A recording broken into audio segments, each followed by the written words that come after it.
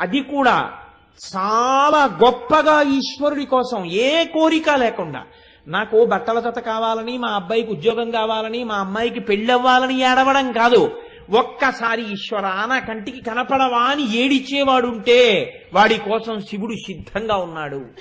అందుకే ఆ మహానుభావుడు ఒక మాట అంటారు, నిన్నే రూపముగా తలంతు మొదలో నీ రూపు మోకాలో స్త్రీచన్నో కుంచమో మేకపెంటికయో నాకున్ సాకారంబుగా చూపవే చిన్నీరేజ విహారమత్త మధుపా శ్రీకాళహస్తీశ్వర అంటాడు ధూర్జటి. నువ్వు భక్తులను అనుగ్రహించడానికి రకరకాలుగా కనపడ్డావు, ఈ భక్తుణ్ణి కూడా అనుగ్రహించడానికి ఒక్కసారి సాకారంగా కనపడవయ్యా శంకర అని ఏడిచాడు. అంతే. మహానుభావులు చూడండి, కృష్ణదేవరాయల వారి ఆస్థానంలో ఉన్న వాళ్ళు అష్టదిగ్గజాలు ఎన్నో పుస్తకాలు రాశారు. ఏ పుస్తకమైనా దేవాలయాల గోడల మీద నిలబడిందా?